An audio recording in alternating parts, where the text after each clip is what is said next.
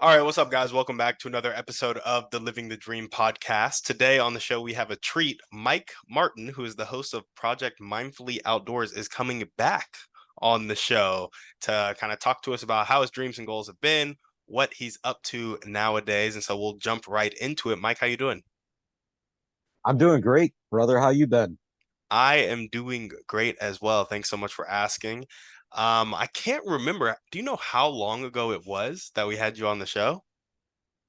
I want to say it's probably been at least a year and a half to 2 years. I know it was right at the beginning of when I kicked this project into a podcast. Yeah, I gotcha. Well, cool. Tell us a little bit, give the audience a refresher of Project Mindfully Outdoors and what you've been up to. Well, let me tell you, Project Mindfully Outdoors has taken a huge evolution as my journey has changed because it was founded upon my battle with depression and anxiety. As I've sorted things out, I kind of shared it and it really caught on because originally the goal was tap into helping the outdoor community, but it's been embraced by both the people in the community and outside of it. Brought tons of people into it. It's become more of like a meditation based outdoors philosophy type thing, which revolves around obviously meditation and philosophy, but the wilderness as well. Honing your skills through camping, hiking, fishing, all that good stuff. Yeah, okay. I gotcha. I gotcha. And so tell us a little bit more about uh, kind of what your dreams and goals were in the beginning and how it's taken a turn and then what they are now. Well, my dream and my goal with it was just to satisfy the obligations that I have with a couple of hunting sponsors, right? To have a social media presence. And I wanted to do it in a different way because everybody does those amazing how to's or check out these hunts I'm on. And then, like I said, I battled with my mental health and everything for a long time. And I wanted to be that voice that made a difference, that gave somebody a place to go when they were suffering, struggling with their own problems. And that has become this whole camp of healing and growth, which I never imagined. And from there, it expanded into hooking up with tons of different awesome sponsors and all these cool different hunting and fishing and in-person events, speaking. And it's been, for a lack of a different way to put it, awe-inspiring to myself because Hmm. it's furthered not only my business dreams of owning my and running my own business, but it's also been the fuel for me to jump forward and progress in my own personal life, which has been something I'm extremely grateful for. Yeah, yeah, I love it. Man, that is so cool. So, how would you put your motivation today? What gets you up and keeps you going every day? Do you think it's changed in the past couple years? Talk to us a bit about that. I think honestly, it's gone from just getting up and putting one foot in front of the other to like this celebration. Like I said, gratitude has become something that is like this massive circle that I'm just smack dead in the middle of. And to me, the definition of gratitude is celebrating the things that are around you and really enjoying and living, loving what life hands you. And that's where I find myself now, like in this massive party that kind of shifts between the concrete world and the outdoors, the wilderness, and it's great. It's a lot Mm, of fun. yeah, yeah. Let me tell you guys, if you haven't seen the last episode with Mike, the man is a changed man right now. His whole demeanor, how he's talking to me, it is like a completely different world. So the stuff that Mike has been doing really has changed a lot. And so you've talked about gratitude here, Mike, and celebrating the things that are around you. How did you start to develop that discipline? I'll call it that discipline of gratitude. All right, this is where it gets intriguing to a lot of people when I bring this idea up. And being a hunter and a fisherman, obviously I have interaction with animals. Well, I actually uncovered a book called the the Wind Is My Mother by Bear. And in there, I kind of stumbled onto this idea of animal medicine or animal totems. and how it invites you to step outside of that story we tell ourselves. Because when you look at an animal's behavior and what it represents, an animal doesn't have the ability to tell itself a story. Like for example, a deer. A deer doesn't have the ability to say, man, I'm on the menu for every single thing in this world. I better go hide in a corner. And when you step in and you look at the way an animal interacts with the world, it pulls you out of that. And that was the initial inspiration. And I can share this really cool story with you because, like I've told you before, anxiety has been the hugest stumbling block, right?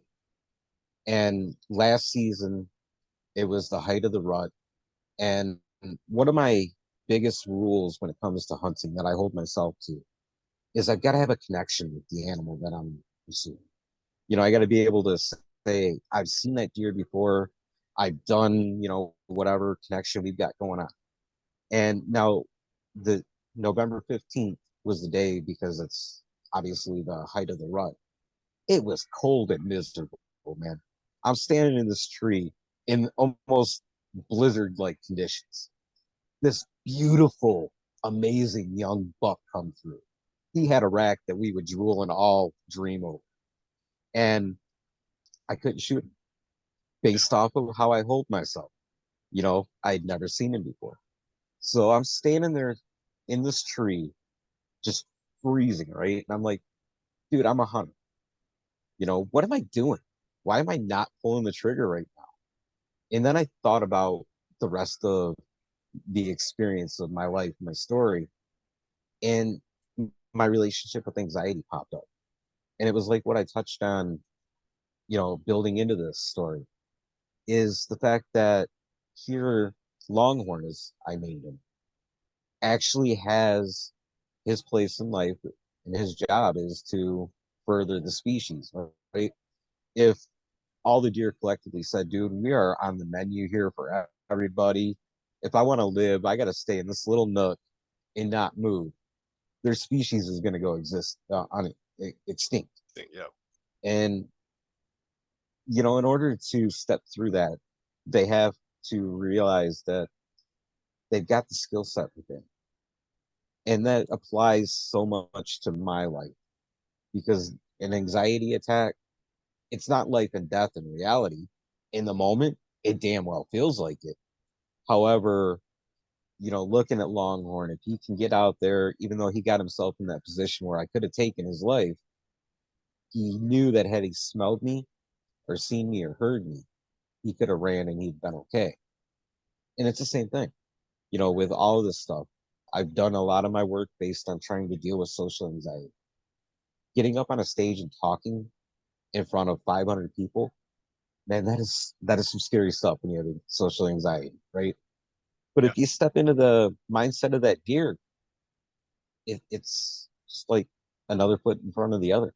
It's just walking that path, and you can do it because the skills are within you. Hmm. I like that. I'm curious though. Why do you have to wait until you've seen it before to shoot it? I like to have a story. When I'm have friends over or family over, and I'm sharing whatever the harvest is, especially with deer. I like to be able to actually sit down and tell you the direct story of how that deer and I connect. And it goes back to like I believe I shared before the story of the day that my divorce was finalized. I went out to my friend's house and we talked for a minute. I was miserable that day. And I just happened to look up and see this little doe that I said, you know what? That's gonna be the one. I can go walk 10 feet, shoot her, take her home, process her, and go back to being miserable. But there was just happened to be more off in the corner. I made the rookie mistake of not looking around. And that was kind of like the story that Hope brought that together and to share that over the dinner table. It is something that I find not only fun and intriguing, but it also helps people that are close to me to relate to and ultimately, especially with my children, It helps them to kind of fabricate ideas that are going to help them in life. Mm, yeah. So not only do you use the kind of what do you call it? It wasn't animal therapy, it was animal. I like that. That is an original way to put it, but it's actually the Native Americans really relied on it. It was spiritual medicine, animal medicine. Spiritual medicine, animal medicine. I gotcha. And so not only did you kind of work through some of your stuff, heal yourself by doing animal medicine, looking at animals, seeing how they interact with the world, and then applying it to yourself, but you've also decided to capture those stories and share it with the people around you so they can get that experience by proxy to you. Is that right? Exactly. That really covers it. And that's a lot of what I've been doing for the past few years with the podcast is not only tapping into that, but also historical figures that I look up to. You know, Zeno, the founder of Stoic philosophy, he reached out to an oracle and asked this question about how do I find peace and happiness and prosperity in life? And the oracle's response was to communicate with the dead. And through that being through books, writings, and so on and so forth. And I like to take those figures and I like to mix it together to keep it fresh and original, something new to listen to. But build on those stories and find things that we can take away to help us in the concrete world, no matter what the mission is. Yeah. Yeah. I love it. Well, cool. Mike, tell us a little bit about we've heard a little bit about your journey. And if people really want the in-depth backstory, feel free to go to the last episode Mike was on the Living the Dream podcast. We'll have to link it down in the show notes and find it. Um, but yeah, he goes real in depth in his personal story there. But I'm really interested now in dreams and goals for Project Mindfully Outdoors now. Where do you see it going? Where do you see your life going? Talk to us about some of those dreams and goals. I would say I'm still kind of winging it. I'm just letting evolution take its course because Yeah. never, I'm still caught up in that. I never expected to be where I'm at.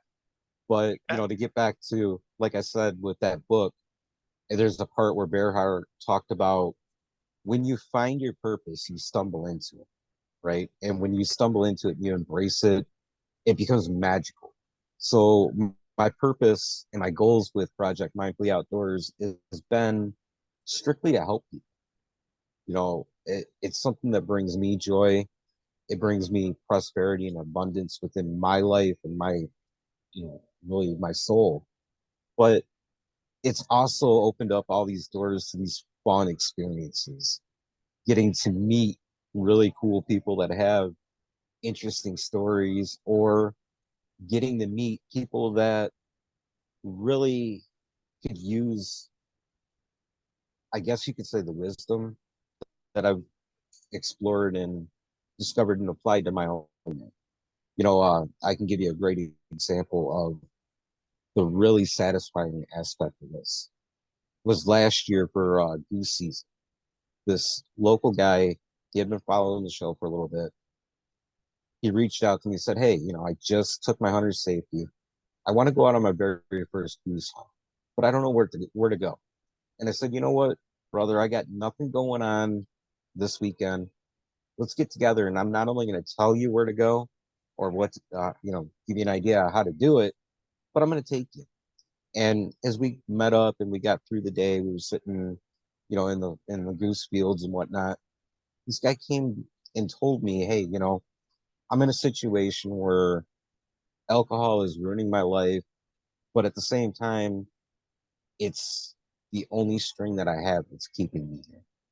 I'm numbing myself so I don't kill myself, essentially."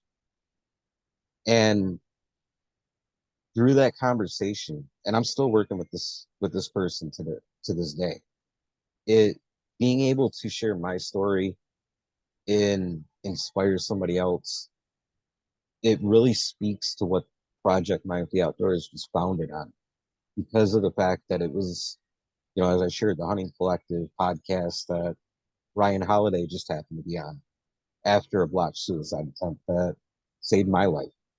So I guess you could say my goals with it is to save somebody. And it's Mhm. just that one person, whether I know about it or not. I gotcha. And so, what does that all look like in Project Mindfully Outdoors now? I know you still got the podcast going, but it sounds like you got some speaking engagements, some live events, some sponsors. Give us an outline of what the business looks like today. The business today is not only the podcast, but there's a couple of books that I'm working on slowly. There's speaking engagements. I also do online and in person guided meditations nowadays, which I love turning people on to it. They'll hear the show and they'll be like, yeah, I don't know. I'm kind of on the fence, just like I was. Because to me, when you spoke meditation, I thought it didn't apply to my life.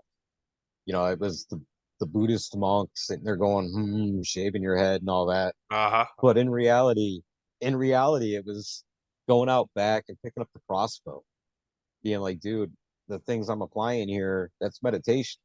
Yeah. And to be able to do that and help somebody unlock all these different things within themselves and write their story in a healthy way is the fundamentals of what I'm doing. As far as the sponsorship stuff goes, I've hooked up with some really great brands such as My Medic, which was founded on the same avenue that I found was that Project Mindfully Outdoors came about. And for them, they're a first aid company. And that came about because the four siblings that founded the company, their father died in a car accident because he didn't have any equipment, first aid stuff with him. He brought out. And that's been my most fulfilling, you know, sponsorship and relationship. And I've tied on to another brand that I've really connected with, which is Unique ARs. And what they do is they produce unique, individual, customized parts for firearms. And what really speaks to me about them is the climate that we live in nowadays. As far as that whole firearm situation, everybody wants to take them away, right? But there's guys like me that, yeah, I've got my issues or I've had my stumbling blocks. Had I not picked up my tool that day and gone out back, my life story could have been completely different. Yeah. So it's that education and it's that information and also putting these things in people's hands to show them, hey, when you do this in a correct, healthy, educated manner, man, it's so much fun. It's so awesome. But then there's countless outdoor brands that I've gotten to work with and just build these experiences and share this stuff with people, which is gets back to that gratitude and that celebration. Yeah. Yeah. That's awesome. So we got the podcast going, you got some books in the works, the speaking engagements, the online and in-person guided meditations. Now tell me a little bit about these meditations. You compared when you were speaking Buddhist monks shaving their head, going to you kind of taking a crossbow out back. So what does meditation mean to you? Meditation to me is an opportunity to literally inventory your soul. You get an opportunity to sit.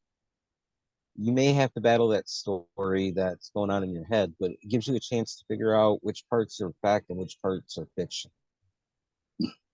And it's that key time to be able to evaluate where you're at, how to get to that next step. You know, one of the phrases that I or analogies that I love to use is if you think about when you're hiking out in the mountains, right? Or you're out there and you didn't realize you were going to come across the mountain. And if you were to put that in the course in the aspect of life, you get there, you can call it adversity, whatever label you want to put. And you realize, man, there just wasn't room in the backpack for the climbing gear. I didn't bring the rope and everything. So I'm gonna sit here right here in this valley. And you look up every day, realizing I'm stuck in this valley. That that peak, that peak is beautiful. I just want to touch it, but I don't have the rope. The reality is, through meditation, you discover that it's never been about the rope. Every single aspect, muscle, skill, things that it takes are already inside you. And these are safe and peaceful exercises that help you to bring them out and realize. Yeah, I gotcha. And so is continuing with the metaphor, meditation kind of finding the rope within you? Is that kind of That's accurate? exactly it. In fact, it was funny because I was journaling this morning and I was thinking to myself about the exact same idea. Because in my personal life, I'm finding myself in a position where I'm having to now not really battle, but change the narrative around some of the things that I really find to be fearful in order to enjoy life. And I mean, I you can fashion a rope out of cordage, out of vines and so on and so forth in the wilderness. But as, in the end, it never gets beyond the fact of fear, right? Regardless of what it is, you sit there, you stare up. That adversity, it scares you. So, do it. You say, oh, well, if I climb it by hand, I'm going to cut my hands up. I'm going to scrape my knee.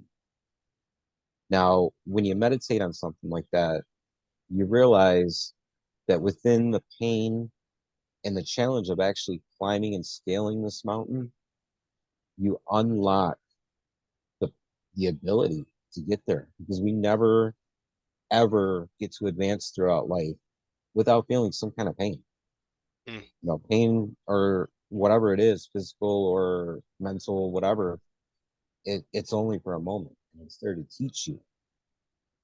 yeah, yeah, I like it. Well, any other dreams and goals that you want to chat about before we move on? We got like this quote, so I wrote it down. When you find your purpose, you stumble into it. So helping people with Project Mindfully Outdoors is the main goal, and then sharing your story to inspire someone else or save someone else. Those are the two I got right now. Is there anything else you want to add to that?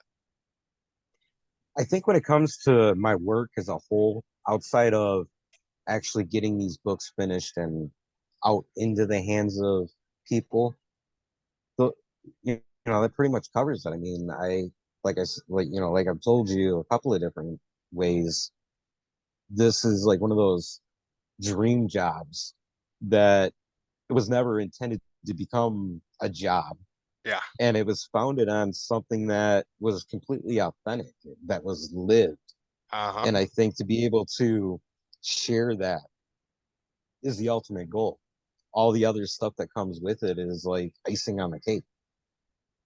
I love it. What are the top 1 to 2 skills that you personally need to develop right now to make some of these dreams and goals come true? I think it's more on the actual business end of things because this has been literally a process of blazing a trail. And it gets back to the idea of it's not about the tools that you didn't bring with you. It's about acquiring the skills along the process, along the trail. And that's where I'm learning and discovering now, such as, actually building, maintaining websites and how to really market things and make all these actual business and aspects of it. The monotony, the stuff that we would love to outsource.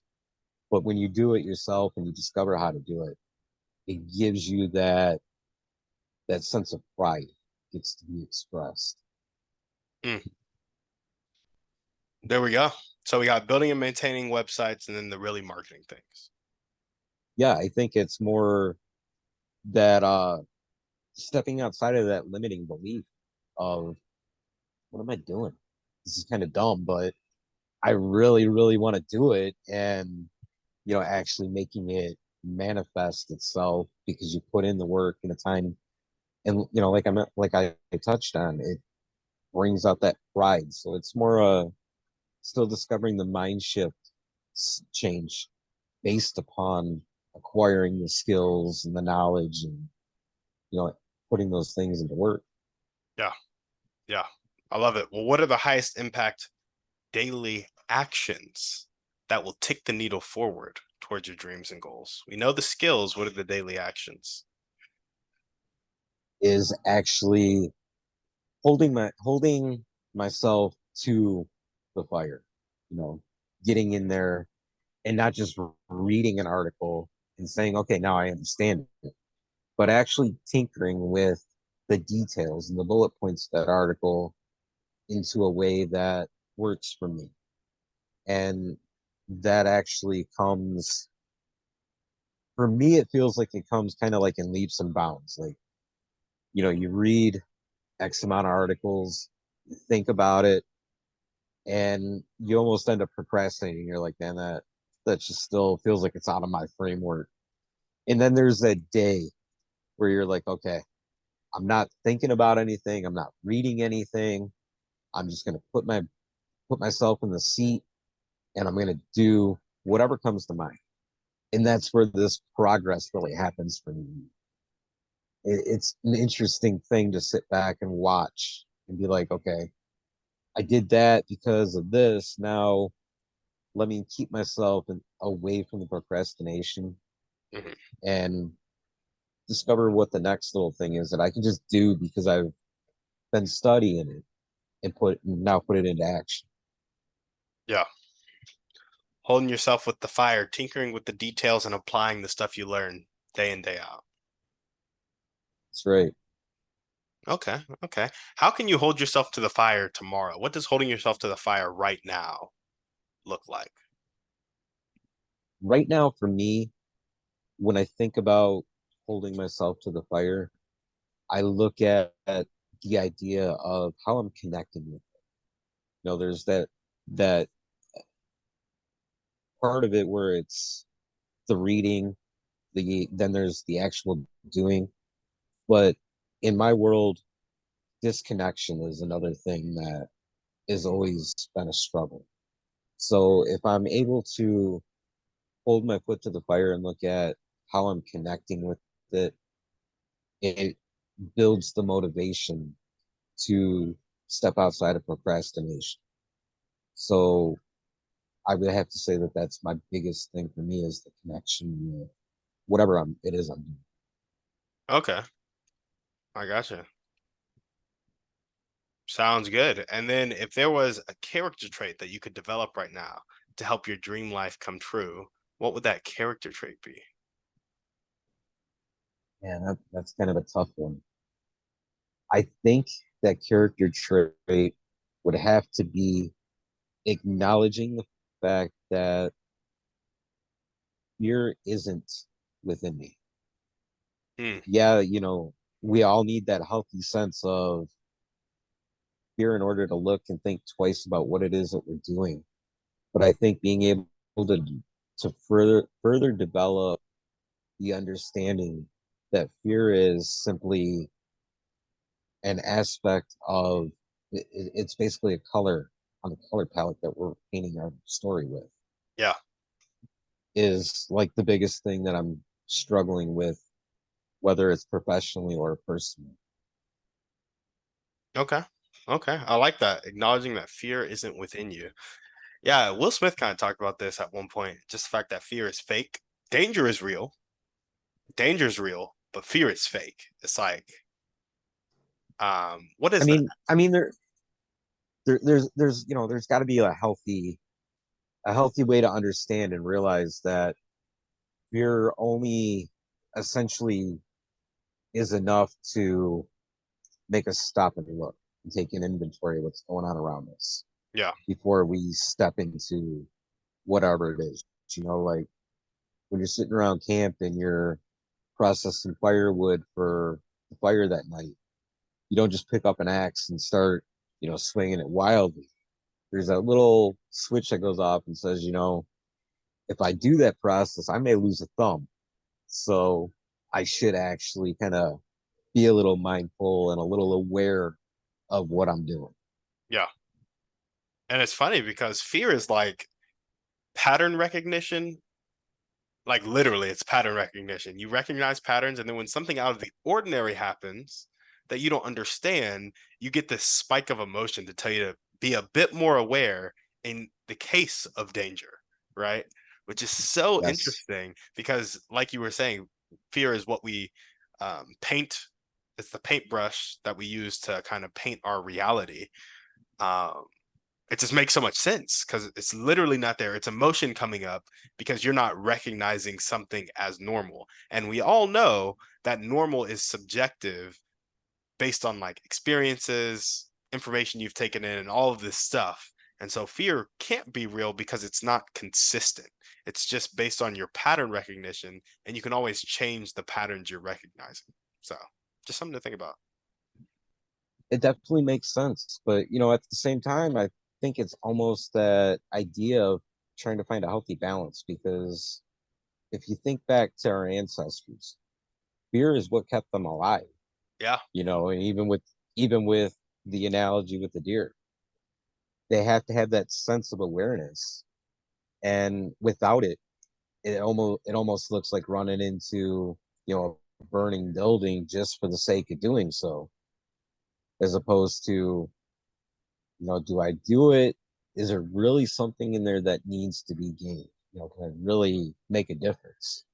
yeah, yeah. Just the ability to question the fear, understand it, see if it's actually valid or not. Because, like we said, danger is real. Although I will say, when there's actually something dangerous on the horizon, I feel like things become very clear very quick. Like when This is lives, very true. yeah, when lives are in danger, very few people get like paralyzed in fear and just don't know what to do and have this crippling anxiety. It's very much like a fight or flight response that takes place. Sometimes Right. there's a freeze response, sometimes, but not usually. So, yeah. But if there were one or two people you could meet right now, Mike, and this could be a specific person or a type of person, they'd really help you take that next step towards your dreams and goals. Who would they be and how would they help you? Well, it's cool that you asked that because actually I've done a couple of those really cool dream type meetings. I've gotten to meet a couple of really cool outdoor columnists and so on and so forth. But I think nowadays it would probably be somebody within the realm of maybe meditation, somebody that actually really has the ability to show me how to work it in a way that expands camp. And then outside of that, it would probably be some of the more noteworthy survivalist teachers out Yeah, I gotcha. Okay. Survivalist. I didn't know there were survivalist teachers. there. Oh yeah. That's epic. Cool, man. And I think I'd like to do those sort of things and meet those sort of individuals just based on the fact that it would be something that would actually expand the resources around camp. Mm, And that's the thing that I'm always looking for is ways to expand and resources to tap into in order to further the project.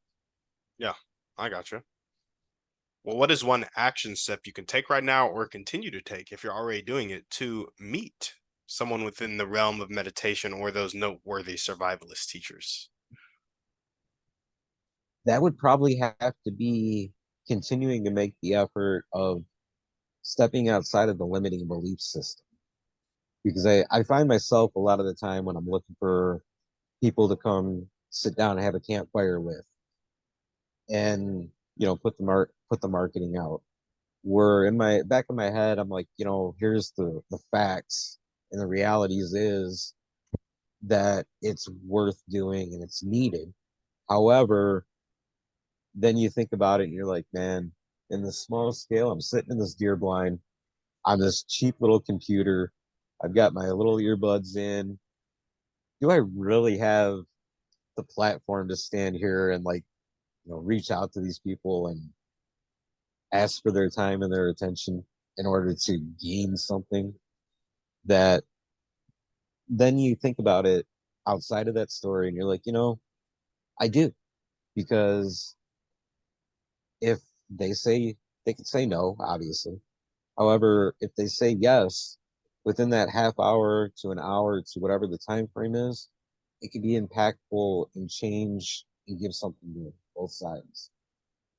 Yeah. And that's something that I remind myself constantly of. Yeah. No, I gotcha. Those those limiting beliefs and that system of limiting beliefs, when you really put them to the spotlight, they don't make much sense. That's And it's very true. because it's like it is objectively true that you reaching out to these people and making contact with them would be more beneficial to you, more beneficial to those people, and more beneficial to the audience. Like everybody's benefiting, but the limiting belief tells you, well, who am I to do this? And like, where is that question even like rooted in? Like, it's like, who am I to do this? It's like you are a human, just like they are a human, just like we are all humans, and we all like share that experience and want to benefit. You know, it's like it doesn't make sense when you actually like say it out loud and think it through, but it holds so many of us captive because it feels so real. And I think that's why it's cool when you look at nature, like we said, the animal medicine or the spiritual medicine from earlier. You know it doesn't make sense when you have a limiting belief because when you look at animals, it's like they're not really functioning with limiting beliefs because it wouldn't make sense out in the world just as it doesn't make sense for you. And so I think that's a really cool kind of loop around of just like, man, these limiting beliefs are here, the feelings are real, but that doesn't mean you have to submit yourself to them because they don't make sense. Unless you want them to, in which case we entertain them, which is what a lot of us do. So anyway, Yeah, that has to be the biggest thing that this journey has taught me is putting your thoughts and ideas up for review, questioning, and yep, evaluating. yep, I gotcha. Or as Davy Crockett used to say, the idea of be sure that you're right and then go ahead. But you can't be sure you're right without exploring and questioning. Yeah, yeah, I gotcha. Say that one more time for me. Be sure. Be sure, be sure you're right and then go ahead. Uh-huh. And then you add on to it, you think about it, and you're like, in all reality, the only way that I can be sure is if I question the idea Yep. and I evaluate given the actual evidence. And then I'm going to know that I'm sure, and then I can go ahead. Even then, though, would you even say that you're still sure about it? Like 100%? You know what I mean? Well, I mean, given the outcome of his story, it's kind of hard to really say with Yeah. 110%. Yeah. Because when he ended up going to Texas, it was kind of out of anger, Uh-huh. and then he gets there and finds himself in the Alamo, and we all know the outcome of the Alamo, and they knew as well what was coming. Yep. And you got to go sit there and say, hey, am I really sure I want to die right now? Granted, I'm kind of stuck where I'm at, Yeah. but because at that point, if the answer is yes, you're not going to fight back, right? Yeah. Yeah. I get you. Well, awesome. Mike, tell me about what your favorite book, movie, or podcast is. Pick one of those three. I'm going to go with my favorite book at the moment as got to be the Davy Crockett biography. I find myself turning back to not only that biography, but also the Daniel Boone biography, over and over again, just because there are so many great examples of how somebody that walked the trail before me left of how to deal with situations. We've already kind of touched on Davy Crockett a little bit, but I would love to give an example of Daniel Boone. For everything that the legend that was built around him, when he died, literally the only painting that we have of him, the guy that painted it walked down the street looking for the house that he lived in. And he was so obscure, even his neighbors didn't know that he was living there. Hmm.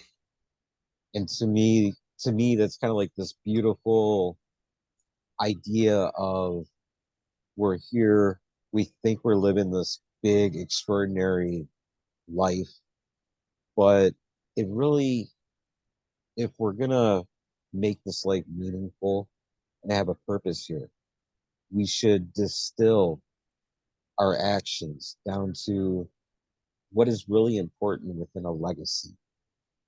Because, that legacy of Davy Crockett, Dana Boone, and every other frontiersman that came along, it was the key actions that spoke and built those stories.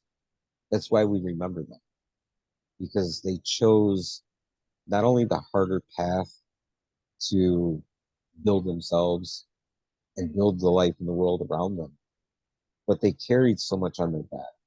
And they didn't look for the posthumous fame of it. Yeah.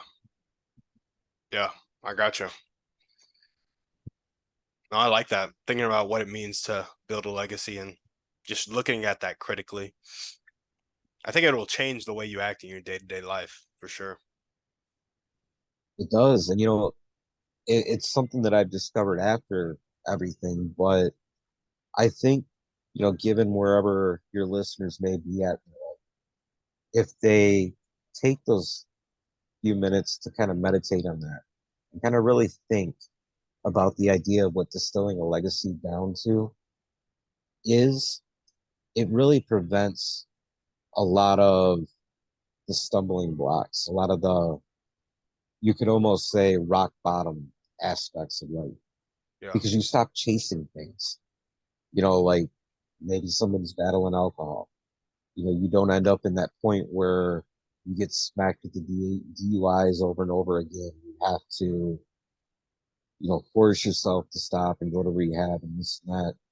You never end up there because you start to control it more, because you realize what I'm chasing isn't something that's going to be a lasting part of my legacy. I can turn that energy in a different direction and apply it to something that's going to be more meaningful. Yeah. Well, talk to us about a way you like to take care of yourself. It sounds like meditation is what you do, but if there's anything else you want to mention, go ahead. Meditation, anything in the outdoors. I mean, I love getting out and just hiking, or, just pitching a tent for the weekend somewhere, whatever's in season. It's just a matter of being able to connect, because as I mentioned, that disconnect it's a very powerful thing to have to battle. So any chance you get to connect with elements and aspects around you, around in the environment around you, it for me is like the most powerful medicine that there is in the world, because it helps me to combat that disconnect, and it helps me to continue to move forward. Yeah. Yeah. Well, now we got our final section of the podcast, and this is all about limiting beliefs. So, what is one limiting belief that continues to pop up in your life, if any? I know we mentioned it a bit earlier, but maybe there's a different one you want to mention, or maybe we want to re go over that one. Oh man, you know, this weekend it was very, very apparent to me, the idea of I don't deserve, being undeserving and unworthy.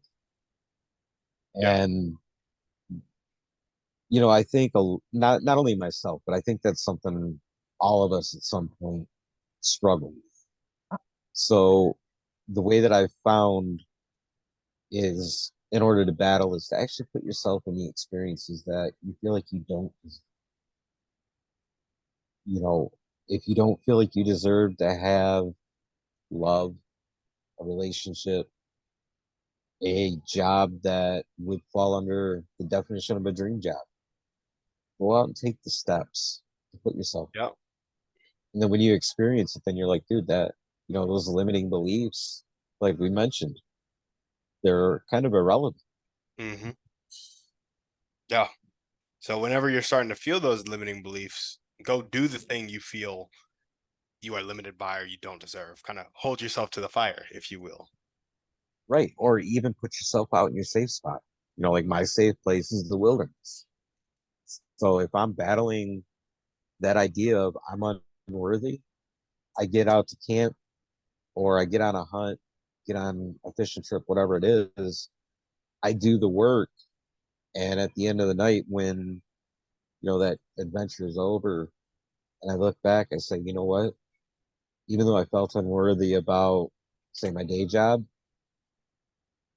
holding that position, if I can go out in the wilderness and I can do all the things to make it an enjoyable experience, then how am I not worthy of whatever it is, concrete world that I don't think I deserve? Yeah, I got you. So not just do the internal work, but do the work to actually create the experiment experience. Exactly. There we go. Well, cool.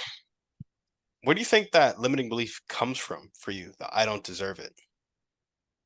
For me, that was drummed into my head following many years in a mentally abusive marriage Yep. that ended very, very, very badly. I think, as those seeds get planted and they grow, and you not only hear from other people the things that justify it, you start to really think those things. You become your thoughts. And, when you hit those moments where you find the shift, like I did, it really takes a lot of work to change the verbiage, self-talk. And, that's been the fuel for the fire, is that self-talk and doing the actual physical actions to build evidence to change that whole concept. Yeah. Do you have any limiting actions or inactions that reinforce this limiting belief that you don't deserve it?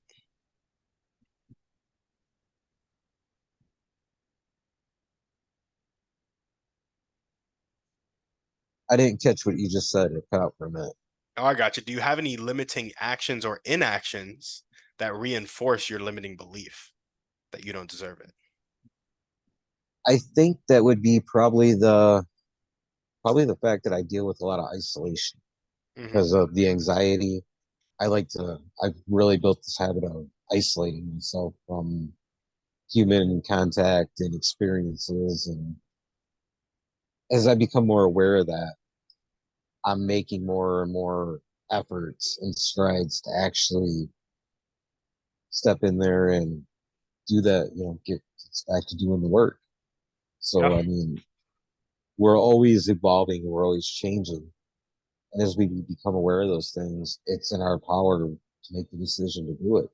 And that's kind of where I'm at.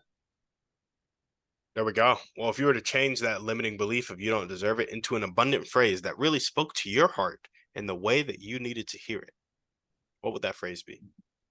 That phrase would definitely have to be, you've done the work, you put in the time, the effort, therefore you're building it yourself. You're building yourself up to an opportunity to plant a seed.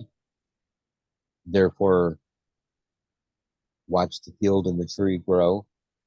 And as the fruit becomes ripe, you deserve to enjoy it. Yeah. Last question for you. What is your favorite belief about yourself? My favorite belief about myself is become the fact that I can trust in myself and that I really have a worth and a value that nobody in this world could ever take away from me because I've built. Mm, love it. Well, Mike, that's all we got for you, man. Thanks so much for coming on the show. Absolutely. Thanks for having me back. It's been fun. Of course, is there anything else that you want to chat about before we sign off? I think we covered just about everything that I had in mind. Okay. Sounds good. Well, if you guys are listening to this and you loved what Mike had to say, make sure to check out Project Mindfully Outdoors. The link to do so will be down in the show notes. Thank you guys so much for watching. We will see you on the next one. And on that note, we're out.